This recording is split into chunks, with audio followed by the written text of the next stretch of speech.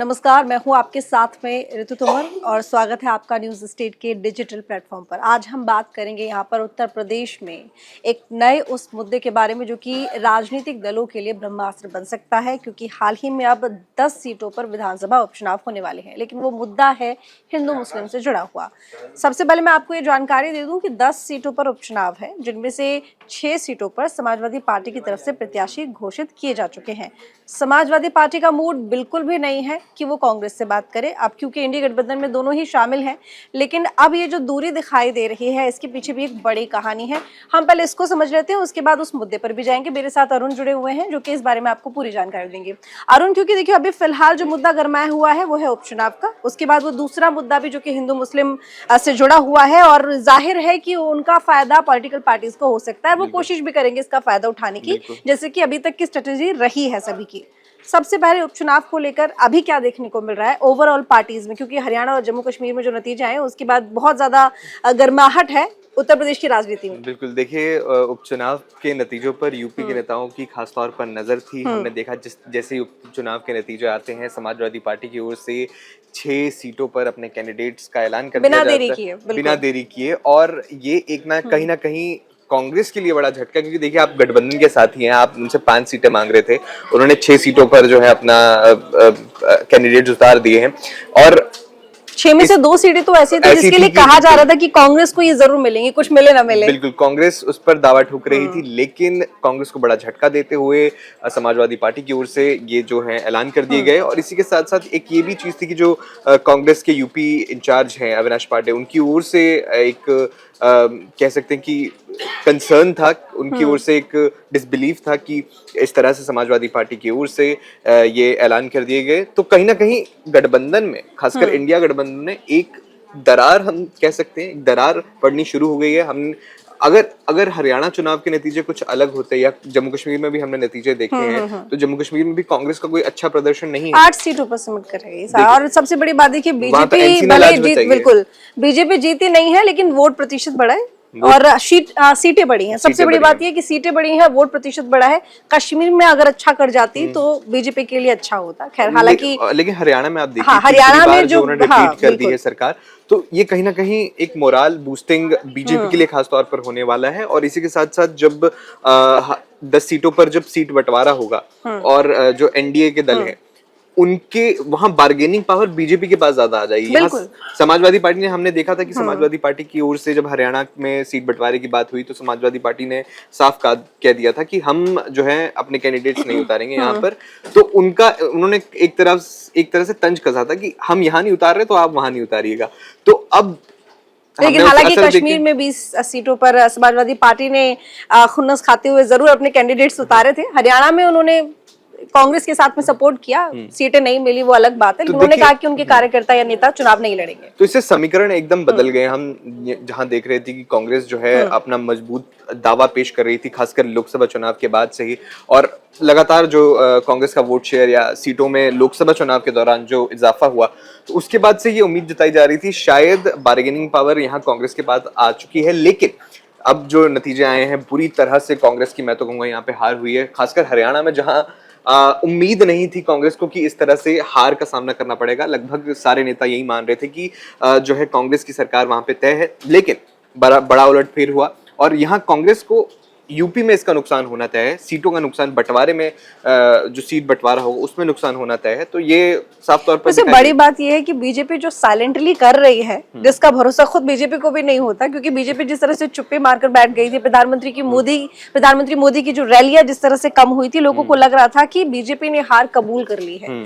लेकिन छत्तीसगढ़, महाराष्ट्र और अब उसके बाद हरियाणा, ये ऐसे प्रदेश हो गए हैं जहां पर बीजेपी को खुद को ये लग रहा था, कहीं ना कहीं कॉन्फिडेंस लेवल डाउन था कि पता नहीं क्या होगा, लेकिन जो हुआ उस पर किसी को विश्वास नहीं हुआ कि आखिर ये कैसे हो गया कि बीजेपी जीत गई। इसका मतलब ये कि बीजेपी पर्सन टू पर्सन जाके, एक एक वोटर से जाकर, जैसे कि वो कहती है कि वो अपने सबसे निचले पायदान पर खड़ा जो कार्य करता है। हरियाणा के चुनाव में एक सबसे अहम बात की रही कि फायर ब्रांड नेता जब बीजेपी की ओर से उतारे गए थे, योगी आदित्यनाथ के वहां दौरे थे, जम्मू कश्मीर में योगी आदित्यनाथ के दौरे थे, तो देखिए योगी आदित्यनाथ को भी एक तरह से फ्री हैंड दिया गया था इस चुनाव में। तो अब वो यूपी में भी दिया जाएगा, ये सवाल बनता है कि देखिए आपने योगी आदित्यनाथ को फ्री हैंड दिया तो कहीं ना कहीं उस सीटों का जो क्लोज फाइट जहां पे हमने हरियाणा में चुनाव में देखी तो वहां बीजेपी को एक बढ़त मिली।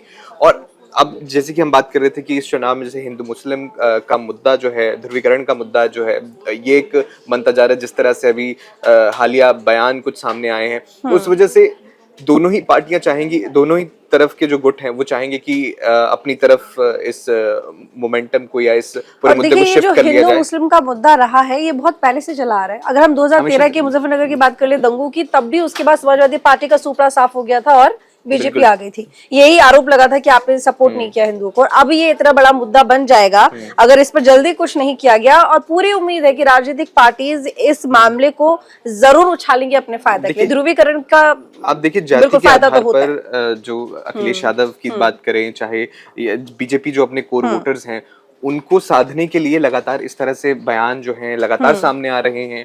तो देखिए वो स्ट्रेटजी अलग है।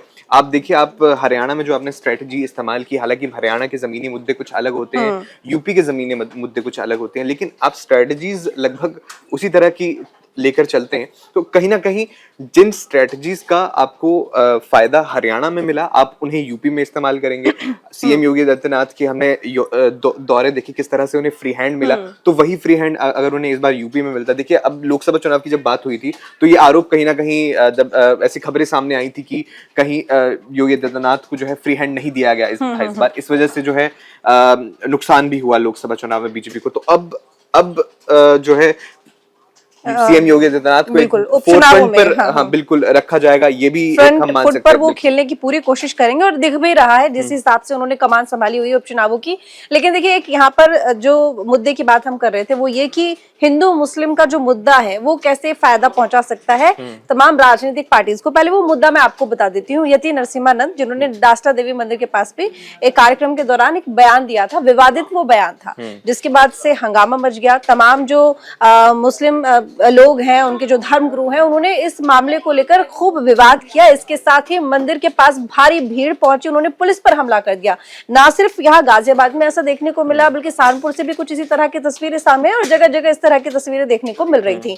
हालांकि पुलिस ने पूरी तरह से लाठीचार्ज किया, उनको रोका गया और यहाँ तक कि वहां पर धारा लगा दी गई। अगर मैं धारा की बात करूं तो आपको बता दूं कि जब लोग वहां पर भारी संख्या में पहुंचे तो धारा 163 जो है बीएनएस की धारा वो लगा दी गई थी।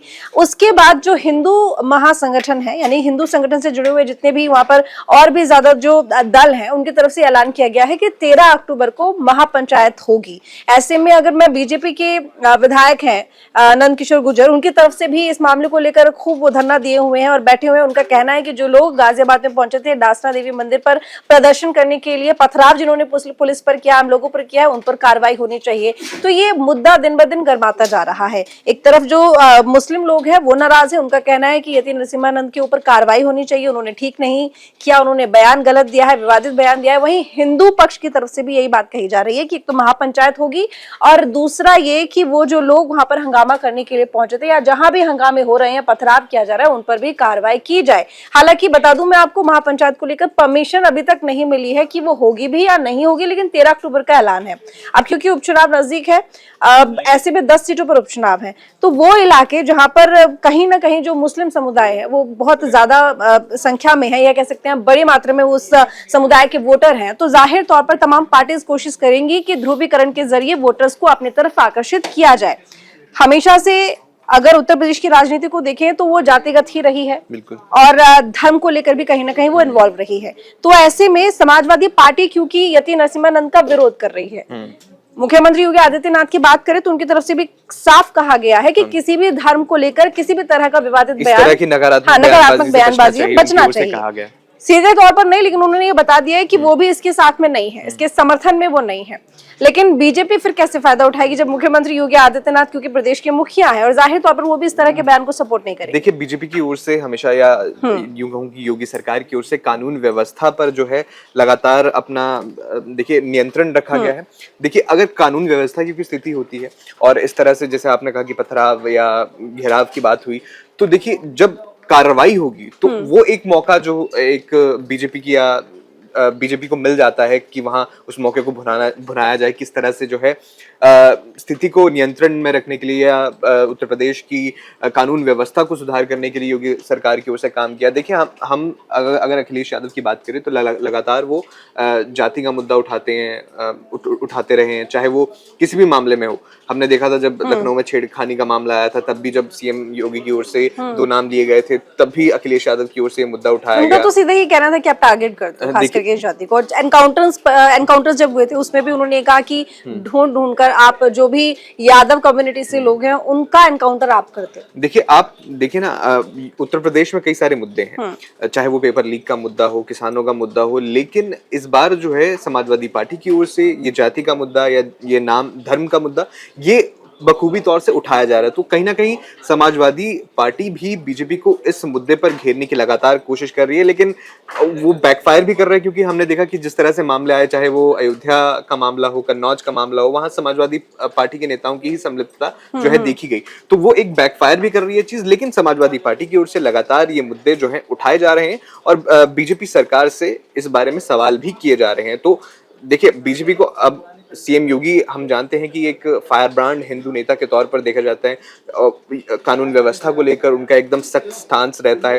तो अब ऐसी कोई स्थिति होती है तो आपको एक मतलब बैलेंस्ड एक्ट तो लेकर चलना ही होगा, लेकिन आपके जो कोर वोटर्स हैं वो नाराज ना हो या उनकी भावनाओं को आप वैसे बीजेपी बैलेंस बनाकर चलेगी, ये बात बिल्कुल सही है, क्योंकि हमने हरियाणा में देखा कि मुद्दा वहां पे उठाया गया था जवान किसान पहलवान का, और जैसे कि हमने किसानों के मुद्दों को लेकर देखा कि हरियाणा कितना ज्यादा मुखर था, लेकिन वहां पर जो तस्वीर दिखाई दी वो बिल्कुल उलट दिखाई दी, क्योंकि बीजेपी सिर्फ जीती नहीं है बल्कि वोट प्रतिशत भी बढ़ा है और सीटें भी बढ़ गई हैं। तो ये नहीं कहा जा सकता कि थोड़े बहुत अंतर से जीत गई, बल्कि अच्छे मार्जिन से, वो अच्छे नंबर से जीती है।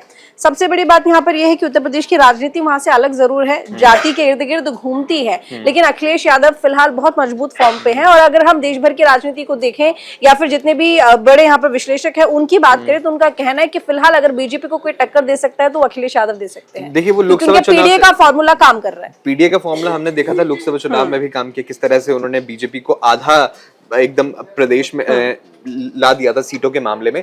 तो लेकिन अब जो हरियाणा के नतीजे आए हैं या जम्मू में कहीं ना कहीं उनका जो वोट शेयर बढ़ा बीजेपी का, तो वो अब बीजेपी मोमेंटम के साथ है। पहले जब लोकसभा चुनाव तुरंत ही हुए थे तो मोमेंटम कहीं ना कहीं अखिलेश यादव या इंडिया गठबंधन के साथ था। अब आप देखिए, इंडिया गठबंधन में खुद दरारों की बातें सामने आ रही है, दरार की बातें सामने आ रही है। इसी के साथ साथ बीजेपी जो, जहां बीजेपी के नेता, जहां कहीं ना कहीं जो एग्जिट पोल हमने देखे कि जहां बीजेपी की हार दर्शाई जा रही थी, कहीं ना कहीं बताया जा रहा था कि शायद इस बार बीजेपी तीसरी बार सत्ता में वापसी ना कर पाए, लेकिन फिर भी उसने वापसी की। तो कहीं ना कहीं मोमेंटम जो है एक फिर से बीजेपी की तरफ आ गया। तो समाजवादी पार्टी इसको कैसे टैकल करेगी? क्या है कि वो ऐसा भी होता है कि आप वो बोल कुछ और रहे हो, लेकिन जब आप वोट देने जाते हो तो आपका दिमाग उस वक्त ऐसे काम करता है कि हमें किसने क्या दिया है, हम उस हिसाब से वोटिंग कर देते हैं कि ये बात भी देखी जाती है। देखना होगा खैर उपचुनावों में क्या होगा और कौन सी पार्टी किस मुद्दे का ज्यादा फायदा उठाएगी। फिलहाल आपको जानकारी कैसी लगी कमेंट करके जरूर बताइएगा, लाइक कीजिएगा, शेयर कीजिएगा, इसके साथ ही फॉलो जरूर कीजिएगा। धन्यवाद।